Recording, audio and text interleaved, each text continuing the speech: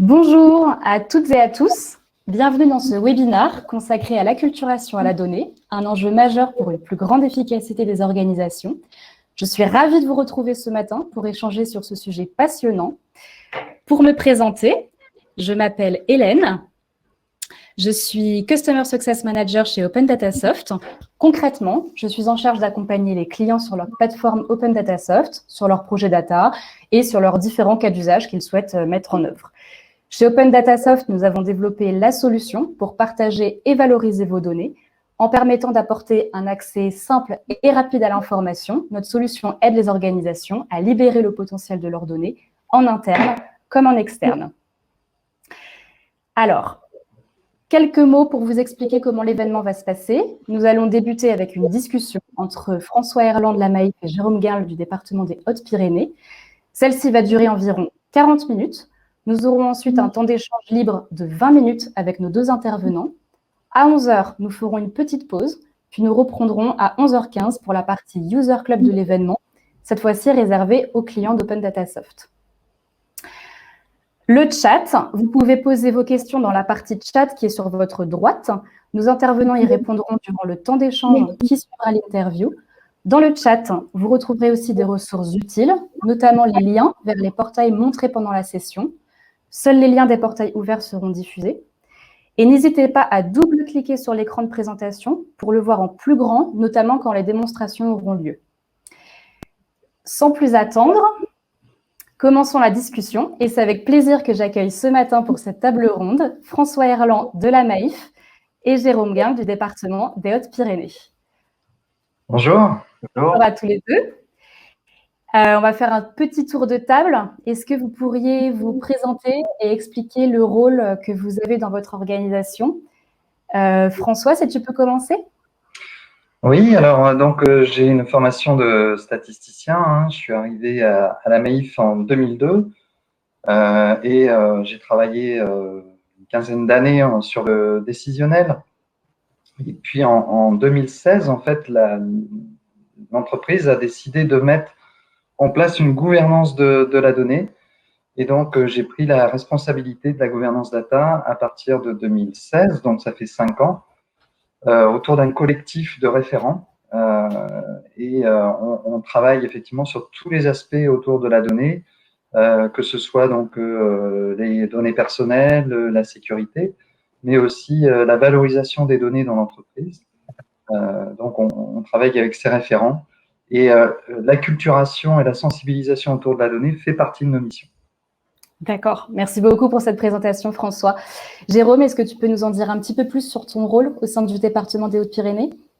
Oui, alors je travaille au département des Hautes-Pyrénées, à la direction des systèmes d'information du numérique. Je suis responsable du service ingénierie des données et relations usagers. Donc, ce service, comme son nom l'indique, regroupe des compétences autour des données, centrées sur leurs données et sur leurs usages. Dans mon service, on a plusieurs compétences, 3 grosses équipes, on va dire. Une équipe sur tout ce qui est développement interne d'applications, une équipe technique liée aux données, sur tout ce qui est administration de base de données, système d'information décisionnelle et système d'information géographique. Et enfin, la dernière équipe sur la relation usagée qui va traiter tout ce qui est projet web, Internet et tout ce qui est, bien sûr, plateforme de GRU. L'open data fait clairement partie de mon périmètre et on verra tout à l'heure un peu comment on s'est organisé pour traiter ce sujet-là au niveau du département. Absolument. Super. Merci beaucoup pour ces informations. Ça nous permet de mieux comprendre votre rôle au sein de vos organisations respectives. Et ça va m'amener à la première question. Est-ce que vous pourriez nous raconter l'histoire, la progression de vos projets data au sein de vos organisations et quels sont aujourd'hui les objectifs principaux? Jérôme, si on peut commencer avec toi. Alors, tout a commencé par une formation que j'avais suivie au CNFPT en juin 2016 qui s'intitulait « Construire sa démarche Open Data ». Formation très intéressante. J'étais novice sur le sujet. Elle a été animée par Yann Maréchal de Bordeaux Métropole. Donc, cette formation m'a permis d'appréhender tous les concepts de l'open data et pouvoir proposer à ma collectivité comment structurer cette démarche-là.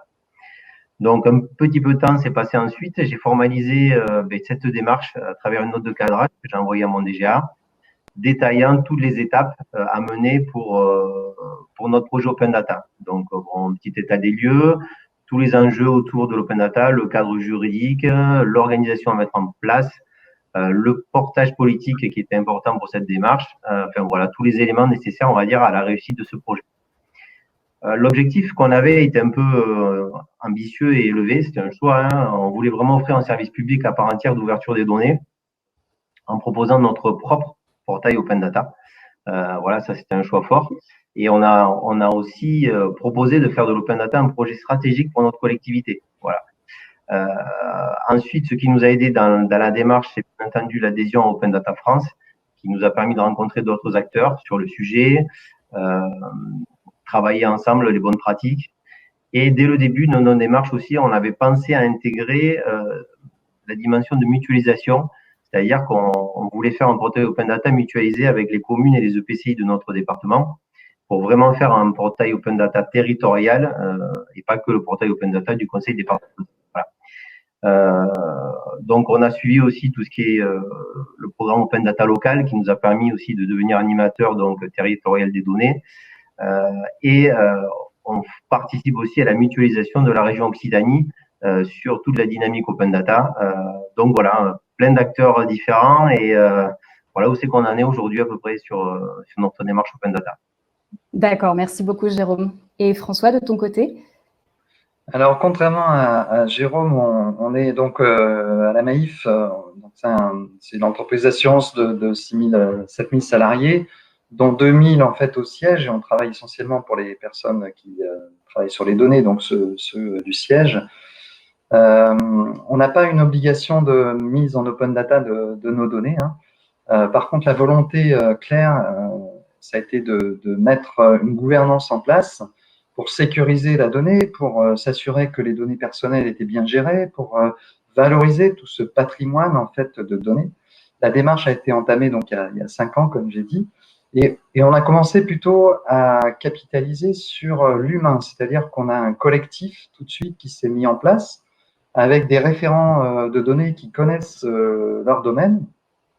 On couvre à peu près la moitié des domaines de données de l'ensemble du périmètre de données de la Maïf.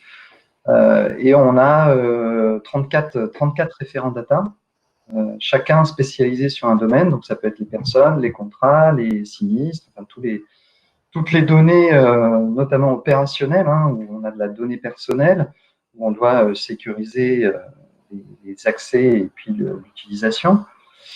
On a commencé en fait sur ce collectif. L'idée, c'était ensuite de faire rayonner dans l'entreprise ce collectif. C'est des personnes qui sont dans les projets, qui sont directement en prise avec les évolutions du patrimoine data. Et ensuite, d'acculturer aussi par ce biais l'ensemble des collaborateurs. Alors, on a différents dispositifs, hein. On valorise notamment les données à travers un dictionnaire de données qu'on a mis en place il y a 2 ans. Et on a aussi d'autres actions autour de l'acculturation, de la sensibilisation autour des données personnelles. Et donc, l'open data, c'est un des sujets, mais ce n'est pas le sujet principal. On est plutôt sur l'inventaire de l'ensemble des données. On a travaillé surtout sur ça, sur les définitions des données, sur leur origine, comment elles ont été alimentées, quel est le parcours finalement de la donnée, comment elle est utilisée dans l'entreprise. Et puis, on va passer à une étape ensuite, ça va être de partager véritablement non seulement les définitions, mais aussi partager les données. Et là, on va rencontrer d'autres problématiques qui sont celles que je pense vous rencontrez à chaque fois dans vos projets lorsque on veut partager de la donnée. Merci beaucoup pour cette contextualisation très claire. Ça nous montre bien comment 2 organisations publiques et privées répondent à des préoccupations différentes.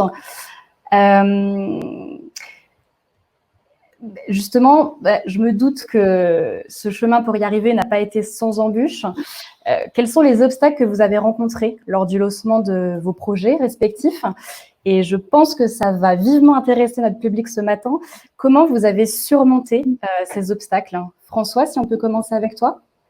Alors, on a commencé par partager des données open data, en fait, hein, les données externes de l'open data, donc des données INSEE, des données trouver sur DataGouv ou sur les portails des collectivités, en fait. La Maïf était intéressée pour réutiliser ces données et on s'est dit, on va mutualiser finalement ces analyses plutôt que chacun fasse l'étude dans son coin, l'exploitation dans son coin. On va mutualiser ça à travers un portail ODS, ce qui était assez naturel. Et puis là, on a donc réuni en fait une communauté d'acteurs qui étaient intéressés par le sujet. Mais on voudrait aller plus loin et pour ça, il fallait effectivement l'appui de la direction et on va expérimenter au sein d'une direction, donc la direction du réseau, qui représente au siège, donc c'est les personnes qui sont en appui au réseau, qui représentent environ 500 personnes. On va expérimenter en fait le partage de données internes. Alors les freins, les obstacles sont ceux qu'on peut rencontrer, je pense, dans beaucoup d'entreprises. Premier obstacle, c'est un frein lié à la qualité des données, en fait. C'est le mythe du zéro défaut, c'est-à-dire je dispose de jeux de données, mais je sais très bien qu'elles ne sont pas de qualité parfaite. Et finalement, de partager ces données, ça va être partager les problèmes de qualité que je rencontre. Il est plus facile, en fait, de partager un graphique ou une analyse chiffrée avec un commentaire qui dit pas tout, en fait, des problèmes rencontrés sur la qualité de données. C'est plus compliqué, finalement, de mettre en lumière le travail et les problématiques qualité de données qu'on peut rencontrer. Et puis, un autre frein aussi culturel qu'on va rencontrer, c'est le fait que quand je mets à disposition des données qui m'ont servi dans mes analyses, finalement, je permets à d'autres de faire la même analyse ou de confronter finalement les résultats que j'ai obtenus avec d'autres chiffres.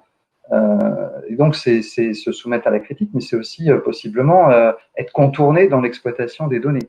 Et quelqu'un qui travaille à la tarification, qui travaille sur un poste assez technique, va pouvoir se sentir finalement privé de cette donnée et mis en concurrence.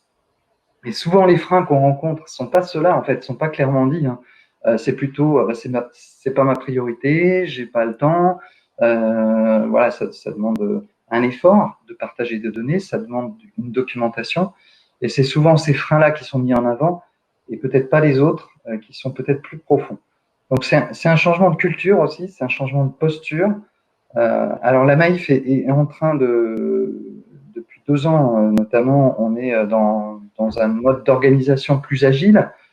Et ce mode d'organisation va nous permettre justement de faciliter le partage des données, puisque les gens vont changer plus souvent de poste.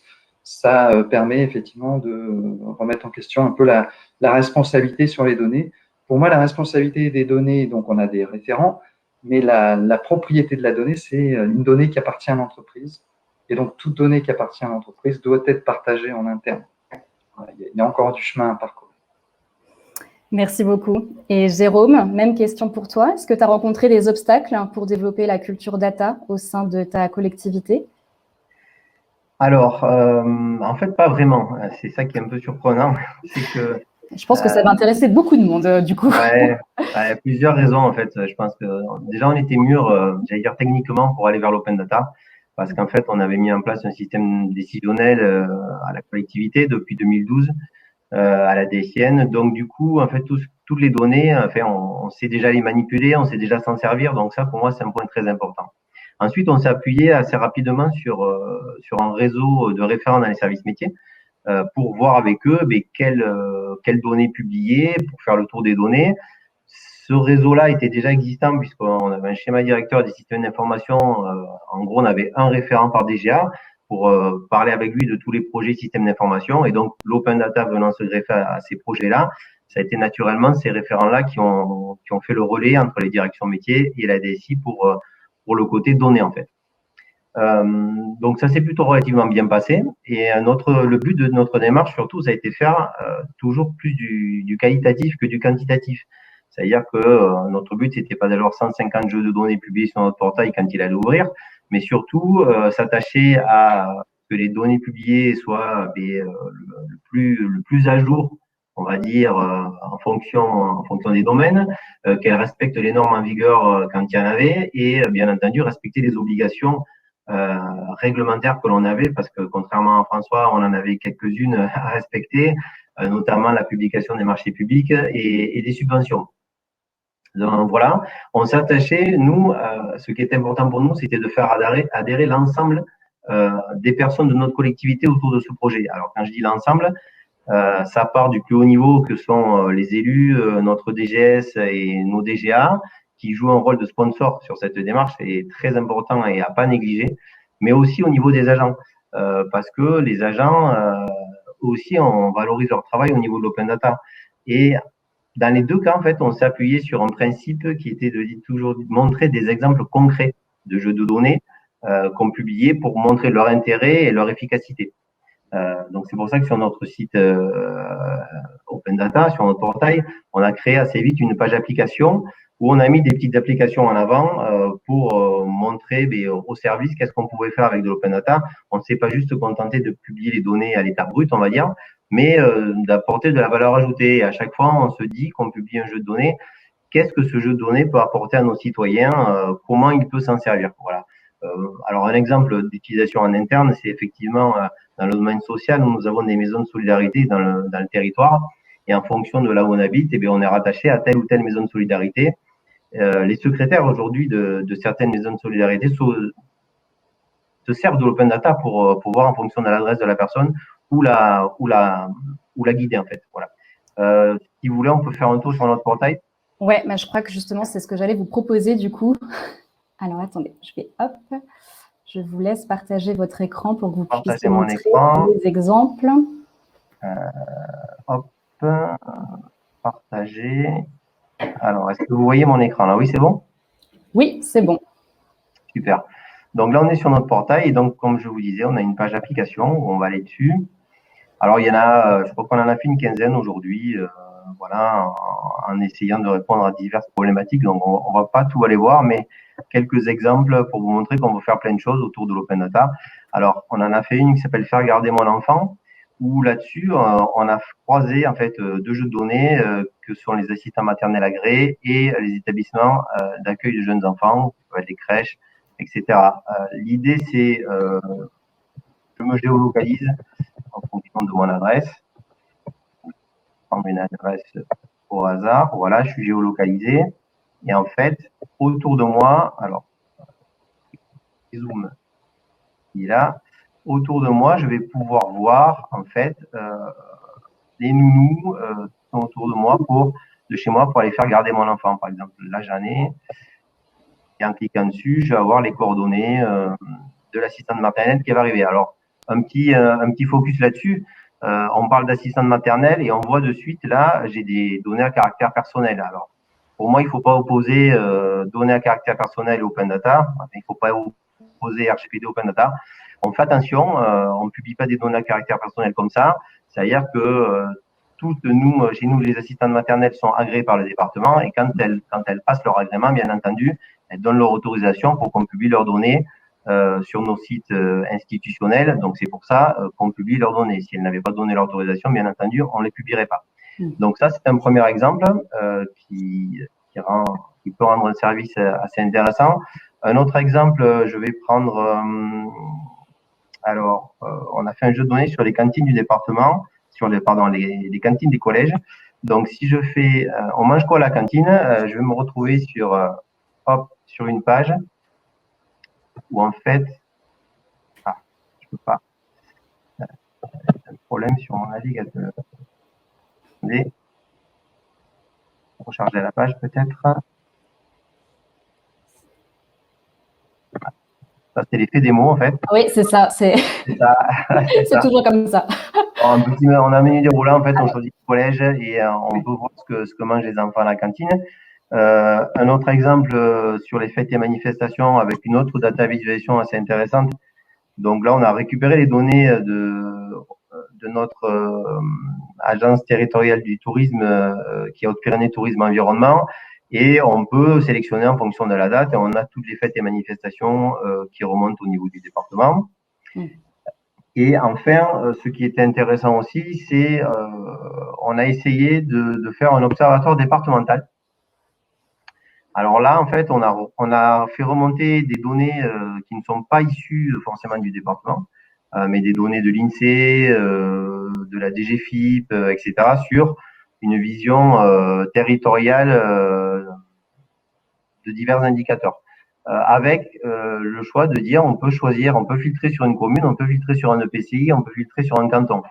Alors, pourquoi canton EPCI? Parce que canton, ben, on est un conseil départemental, donc effectivement, chaque élu est intéressé sur ce qui se fait sur son canton. Les EPCI, ben, on travaille avec eux, donc c'est intéressant aussi qu'ils aient une vue de leur territoire. Donc, par défaut, j'ai une vue sur l'ensemble du département, voilà, divers indicateurs qui remontent. Et effectivement, si je filtre sur, par exemple, la commune de Tarbes, en filtrant sur la commune, j'ai les indicateurs qui se mettent à jour au niveau uniquement de la population tarbaise. Donc ça, c'est un exemple qui est assez parlant au niveau de ce qu'on peut faire en termes de valorisation des données au niveau d'un territoire. Alors ça s'est fait sur d'autres portails Open Data, mais nous on trouve intéressant de le proposer à nos citoyens.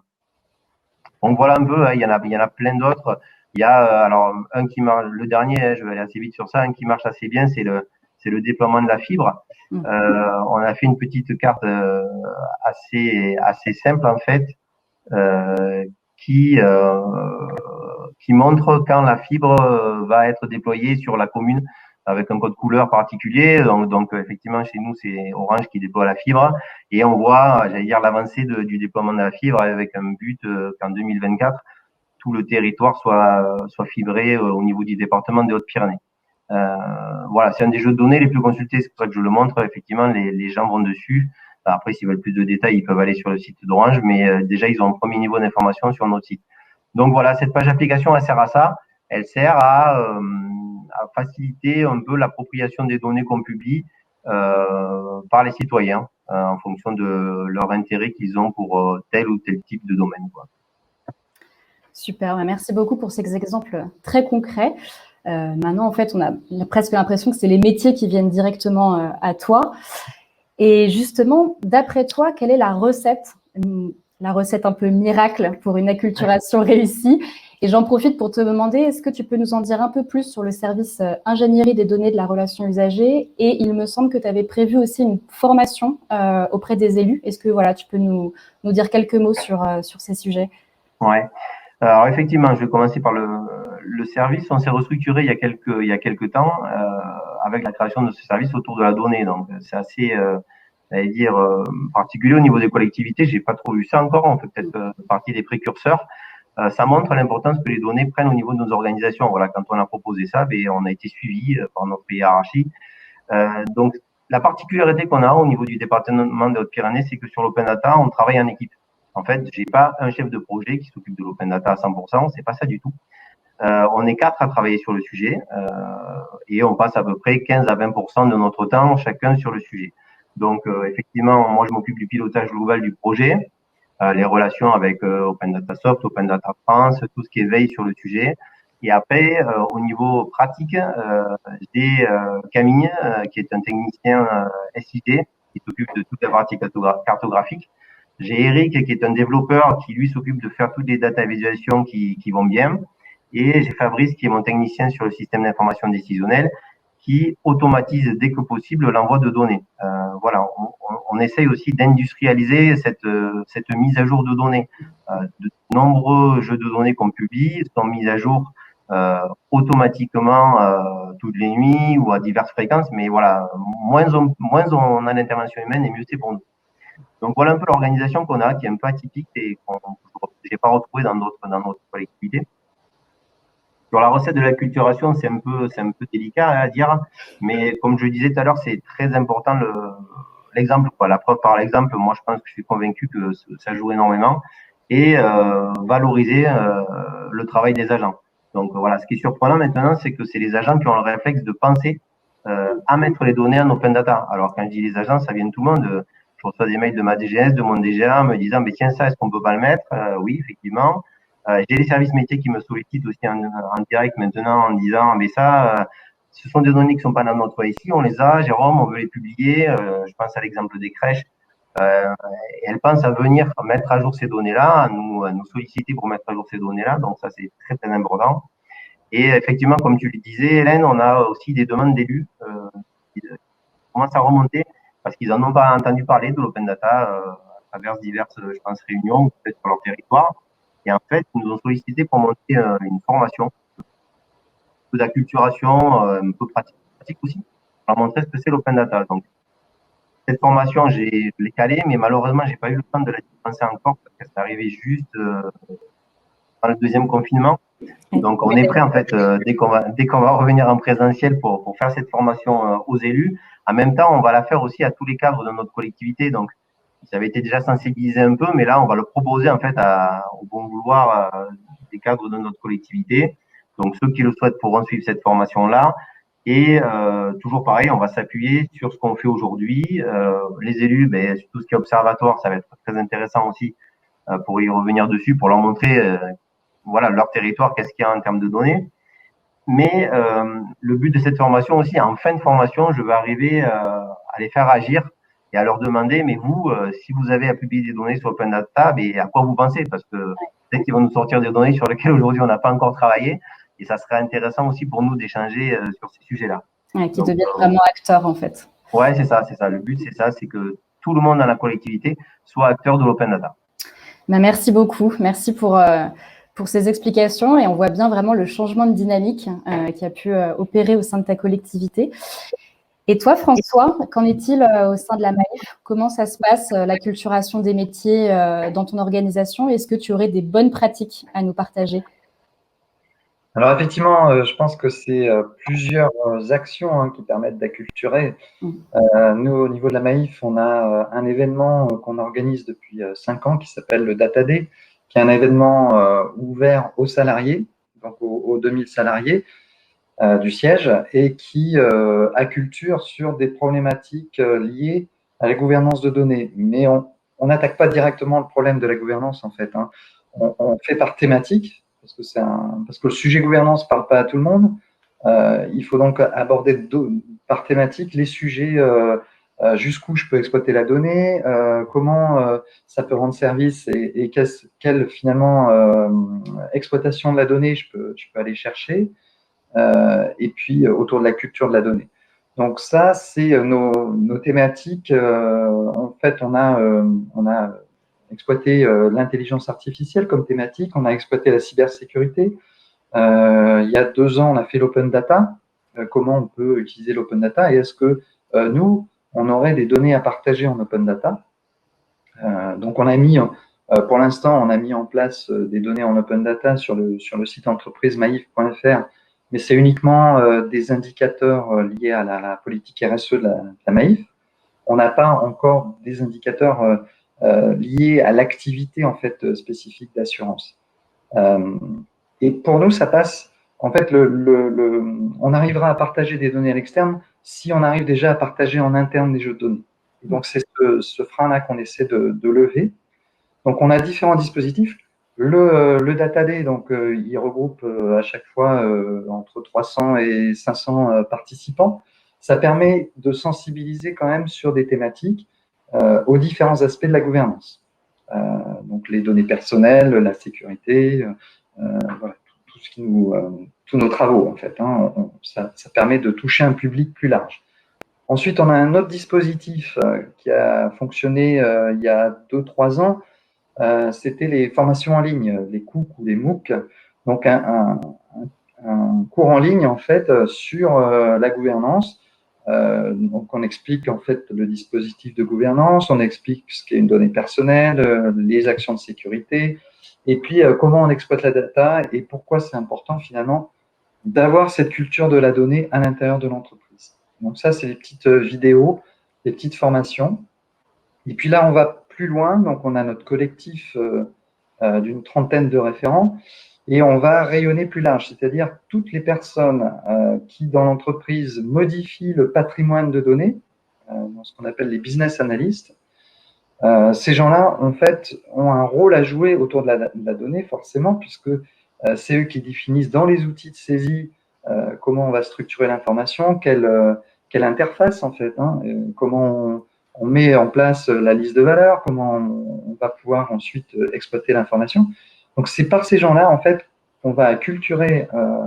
Donc, on a prévu sur 2 jours de formation de les acculturer sur la gouvernance, la sécurité, les données personnelles, etc., nos différents outils et méthodes autour de la gouvernance de la donnée. Voilà. Et puis le partage de la donnée, c'est l'étape supérieure en fait, hein, au-delà de la définition, au-delà de l'acculturation. On sait très bien que effectivement, si on partage des jeux de données, les gens vont s'en emparer, vont les utiliser, vont s'approprier et vont rencontrer finalement les mêmes problématiques. D'où vient ma donnée? Qu'est-ce qu'elle veut dire? Est-ce que j'ai le droit de l'exploiter? Si c'est de la donnée personnelle, il y a certaines choses que j'ai pas le droit de faire. Est-ce que c'est de la donnée confidentielle? Est-ce qu'elle a le droit de sortir de l'entreprise? Quelle exploitation je peux faire auprès d'un partenaire? Si je suis dans l'assurance yard, je suis pas dans l'assurance vie et vice versa. Donc il y a des données qu'on ne peut pas croiser. Les données des collaborateurs, par exemple, les données de l'assurance avec nos sociétaires, on ne peut pas croiser les 2 informations. Donc voilà, en fait, partager, c'est mettre en pratique ces guides, en fait, ces directives, et c'est confronter à la réalité de la donnée les différents acteurs. Merci beaucoup, François. On voit bien à travers vos témoignages qu'il y a une culture, une structure, des process pour partager la donnée qui ont été développés au sein de vos organisations ou qui sont en train d'être développés. Et justement, en parlant de process et de structuration, comment est-ce que vous gérez l'aspect gouvernance de la donnée? Quelles procédures vous avez mis en place au sein de vos organisations pour vraiment encadrer la collecte, le partage et l'utilisation de la donnée? François, si tu peux nous en dire quelques mots. Alors, effectivement, donc la gouvernance est évidemment très sensible à ce sujet-là. C'est notre Certes. on va dire. Hein. Donc oui, alors je vais prendre des exemples. Hein. Donc par exemple, on peut pas croiser les données employées et les données sociétaires, mais aussi, alors les règles de partage qu'on s'est données dans le partage des jeux de données, hein, c'est donc éviter les données confidentielles. Voilà, il y a certaines données voilà, qui sont. On lance un nouveau projet qui est confidentiel, on va pas le mettre en partage de données évidemment. Mais aussi, on s'est donné comme règle pas de données personnelles. On ne partage pas des données personnelles sur les sociétaires. Ou pas de données à la maille trop fine du collaborateur. On ne va pas mettre les résultats individuels d'un collaborateur sur la performance commerciale, par exemple. Et puis, il y a des jeux de données. Je vais prendre un autre exemple que vous devez connaître. C'est la base des données valeurs foncières qui est en fait les ventes immobilières qui permettent de remonter finalement à la personne, puisqu'on a l'adresse du bien, on a le montant auquel il a été vendu, on a quelques caractéristiques du bien.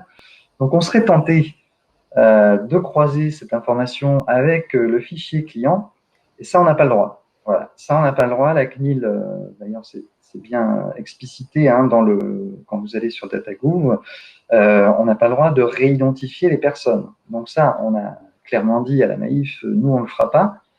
Par contre, rien ne nous interdit, par exemple, de calculer un montant moyen de vente ou une estimation en fait de la valorisation des patrimoines immobiliers à l'échelle d'un département ou d'un IRIS, enfin d'une maille plus fine géographique, et de croiser cette information avec notre fichier, mais à la maille IRIS, c'est-à-dire c'est un montant moyen de patrimoine immobilier.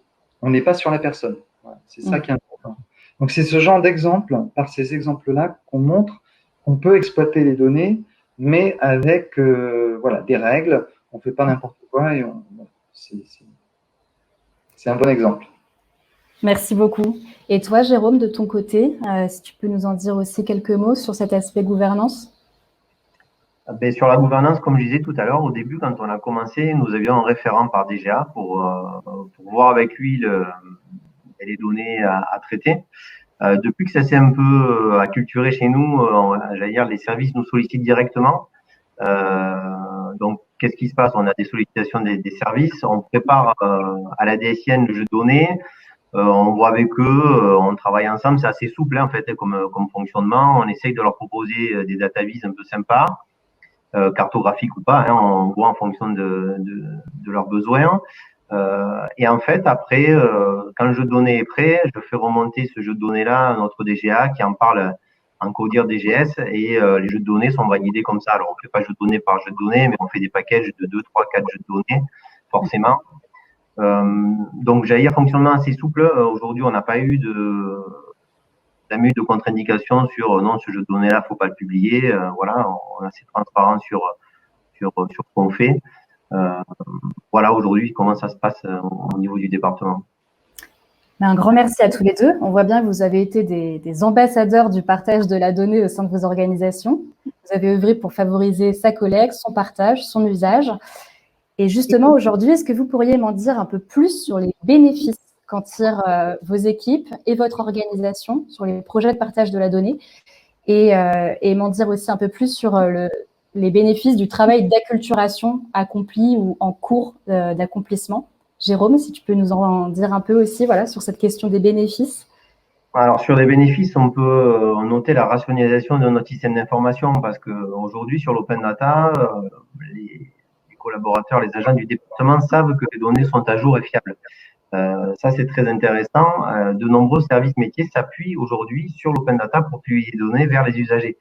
Je prends un exemple. Alors avant, on mettait des PDF sur le site web pour mettre la liste des crèches. Voilà, c'est un exemple. Maintenant, désormais, c'est plus un PDF, c'est sur notre portail Open Data qu'on le fait. On partage des données avec des partenaires extérieurs. Alors, on a aussi un autre exemple qui est assez un peu exotique. On publie des comptages. On a une réserve ornithologique au lac de Puy-d'Arieux dans le département. Donc, il y a des agents qui recensent les espèces d'oiseaux sur ce lac-là et on publie donc ces comptages en open data. Et en fait, aujourd'hui, elles m'ont demandé, mais Jérôme, on les publie sur l'open data, mais est-ce qu'on peut donner le lien de l'open data pour le partager avec Natura 2000, avec des organismes autour de l'environnement? Je leur ai dit, bien entendu, c'est partagé avec tout le monde. Donc, voilà. Donc, le réflexe, il est là. C'est-à-dire que les usagers, ils mettent sur l'open data, mais ils ont en plus le réflexe de communiquer autour de l'open data en disant à leurs partenaires, n'hésitez pas à aller sur l'open data, les données sont ici, quoi, en fait. Donc, voilà les bénéfices. Et puis bon, moi, je suis un passionné, donc c'est intéressant de travailler avec les services. C'est un travail transversal, on touche tous les domaines de notre collectivité. Et voilà, quoi. Je pense que les agents sont satisfaits aussi de ce fonctionnement-là. Et toi, François, de ton côté, sur la question des bénéfices? Alors déjà, au niveau du collectif, je pense que le collectif a progressé sur la connaissance des données, sur la formalisation dans le dictionnaire. On a un dictionnaire maintenant métier avec l'ensemble des définitions sur déjà le cœur YARD, le cœur de l'activité. Ce qu'on est en train de faire, donc, c'est de voir comment ce patrimoine en fait est exposé, comment il est vivant, quelles sont les données sur lesquelles on a des axes d'amélioration au niveau de la qualité de données. Ça, c'est important aussi de savoir quelles sont les données les plus utilisées, celles qui sont utiles au business. Et puis, au niveau du partage, on a progressé aussi. On utilise beaucoup plus Open Data qu'on faisait. On utilise, par exemple, le jeu de données des personnes décédées, le fichier des prénoms de l'INSEE, les bases adresses nationales, les bases IGN. Voilà, il y a plein de données qui sont mises en open data par les collectivités territoriales. Et c'est intéressant pour les entreprises privées de s'en emparer. Donc ça, c'est un axe. Et après, il y a comment on va permettre aussi d'enrichir à notre tour l'open data. Et ça prend du temps, ça prend en fait, il faut déjà qu'on arrive à partager en interne, voir quels sont les jeux de données qui sont intéressants en interne pour éventuellement pouvoir les repartager vers l'externe.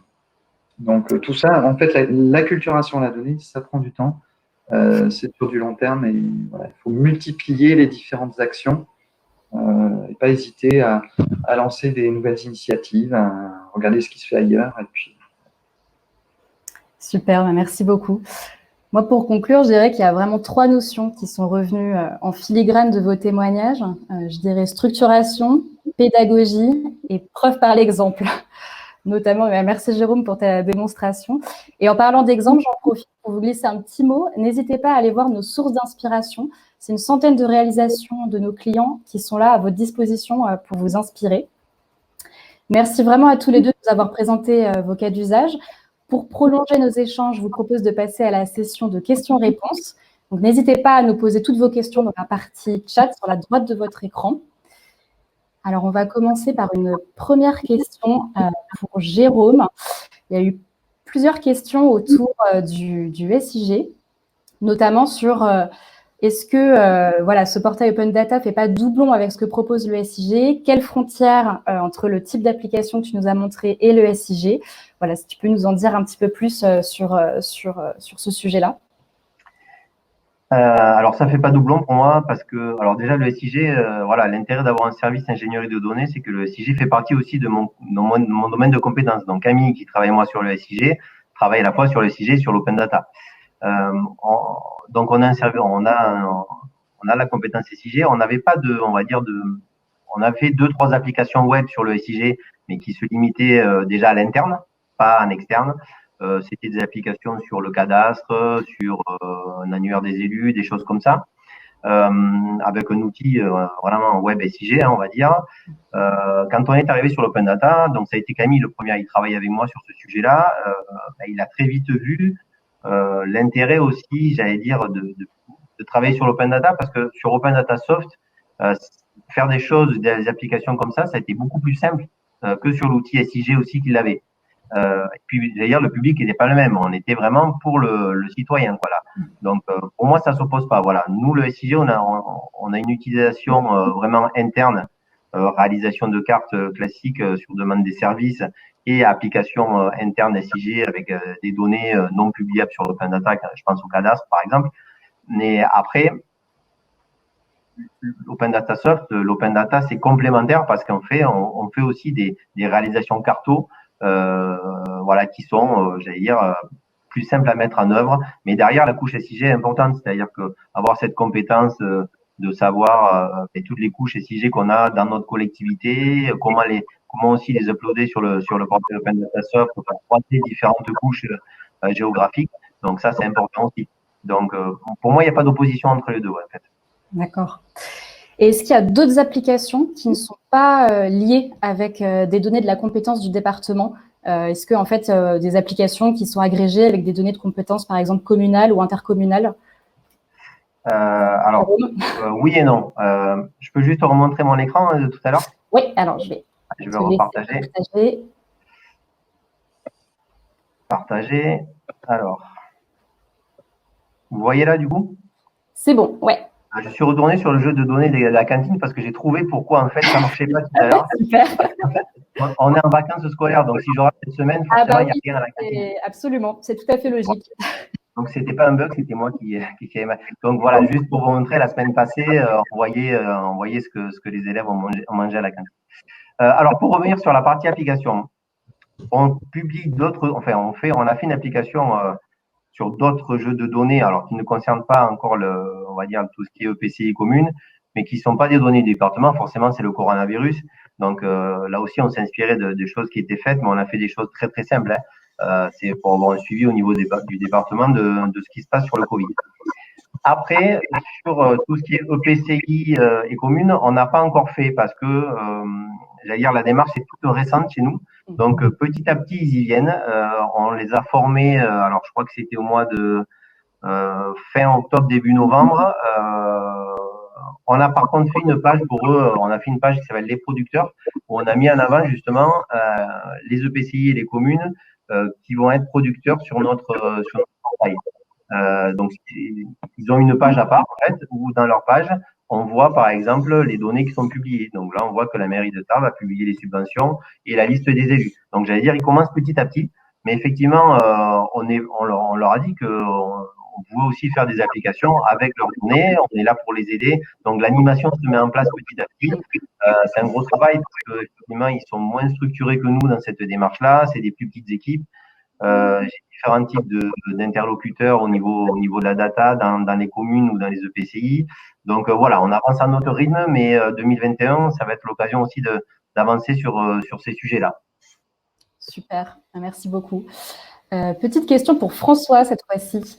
Comment tu fais côté Maïf, notamment avec la situation sanitaire actuelle, pour animer les collectifs data dont tu nous as parlé? Est-ce que c'est via des réacts en interne autour des projets data? Alors, avec le contexte sanitaire, hein, donc c'est effectivement avec les outils de vision, hein, donc Teams ou d'autres outils, peu importe, hein, en fait. C'est pas ça le plus important. Effectivement, on maintient le lien et on a maintenu le même rythme de réunion en fait avec notre collectif. Donc c'est tous les mois en fait, hein, on a 1 heure et demie où on se rencontre, où on travaille sur des sujets concrets. Ça change pas grand-chose, si ce n'est qu'il faut s'assurer que les gens suivent bien quand on parle d'un sujet. Donc, pour ça, il faut utiliser des outils interactifs. Nous, on utilise Bicast, mais il en existe plein d'autres. L'idée, c'est quand même de faire participer les gens pour s'assurer, et qu'ils sont toujours intéressés par le sujet, et puis d'avoir des échanges, quoi. Il faut pas que ce soit du descendant. Et voilà, nous, on est là pour animer, on n'est pas là pour juste donner de l'information. Donc, et ça, c'est important, je pense, dans toute présentation, finalement, d'avoir de l'interactif, de savoir comment le message est perçu et est-ce qu'il a été bien compris, quelles sont les problématiques qui se posent de manière opérationnelle aussi, hein. Donc, c'est moins facile, hein. C'est moins facile, évidemment, de faire des formations, notamment l'acculturation qu'on mène auprès des 100 business analysts. On la continue, on a dû l'adapter avec les outils. Et c'est beaucoup moins facile, c'est vrai, en distanciel qu'en présentiel. Oui, je crois qu'on est tous d'accord pour le dire. Alors, petite question un peu plus technique. Est-ce que vous pourriez nous détailler le fonctionnement du widget de recherche d'adresse présent dans les applications et sur quelle base se fait le géocodage? Je ne sais pas si Jérôme, tu pourrais nous en dire un peu plus. Oui, je vais essayer de répondre. En fait, c'est un widget classique d'Open Data Source, celui-ci. C'est-à-dire que quand on tape son adresse, il y a une autocomplétion qui est faite sur, si je dis pas de bêtises, la base d'adresse nationale, la BAN. Donc, en fait, voilà, ça nous remonte au fur et à mesure qu'on tape notre adresse, l'adresse de la BAN. Et donc, après, on est géolocalisé en fonction de cette adresse qui est. Ok, super. Autre question. Alors là, plus en amont de la publication, quels outils de gestion de la donnée vous utilisez? Des outils propriétaires, SIG, je ne sais pas qui veut répondre à cette question. Je peux commencer à répondre, et puis Jérôme, je te laisserai. Super. Tu connais moins la technique que Jérôme.